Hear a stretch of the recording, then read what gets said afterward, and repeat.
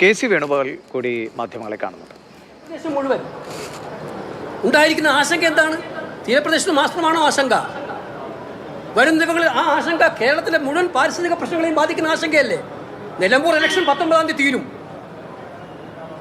ഈ ആശങ്ക സർക്കാർ കേസ് കൊടുക്കുന്നതിന് പകരം ആ കമ്പനിക്കാർ, അദാനിയുടെ കൂട്ടുകമ്പനിക്കാരനായതുകൊണ്ട് കേസ് എടുക്കേണ്ട തീരുമാനിക്കുക. ഇപ്പോൾ എടുത്ത കേസ് തന്നെ ഏറ്റവും ലൈറ്റായിട്ടുള്ള വകുപ്പുകൾ, അതും ആ സഖാവ് എപ്പോഴെങ്കിലും പിൻവലിച്ചോടിയാൽ പിന്നെ കേസ് ഉണ്ടാവുമോ?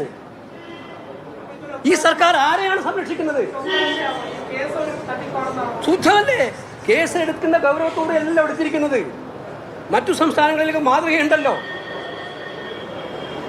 നമ്മൾ കേസെടുക്കുന്നത് നിങ്ങൾ മനസ്സിലാക്കേണ്ടത്, ഇപ്പം പറഞ്ഞിരിക്കുന്ന സാധനങ്ങൾ അപകടകാരികളായിട്ടില്ല. ഒരുപാട് ഈ കപ്പലിലും ഉണ്ടായിട്ടുണ്ട്, അവിടുത്തെ കപ്പലിലും ഉണ്ടായിട്ടുണ്ട്. ഇത് കേരളത്തിൻ്റെ പൊതുജനാരോഗ്യത്തെ ബാധിക്കുന്ന വിഷയം, കേരളത്തിൻ്റെ പരിസ്ഥിതിയെ ബാധിക്കുന്ന പൊതുവായ വിഷയം. ഈ വിഷയത്തിൽ ഒരു സർക്കാർ സംസ്ഥാനത്തെ ജനങ്ങൾക്കൊപ്പം നിൽക്കണോ അല്ല അദാനിക്കൊപ്പം നിൽക്കണോ എന്നായിരുന്നു ചോദ്യം. ഞാൻ മാധ്യമങ്ങളോടും അക്കാര്യത്തിൽ സല്യൂട്ട് ചെയ്യാണ്.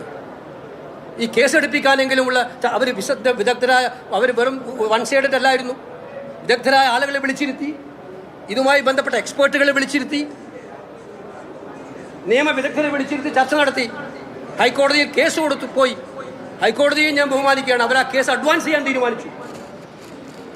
കെ.സി. വേണുഗോപാലാണ് സംസാരിക്കുന്നത്.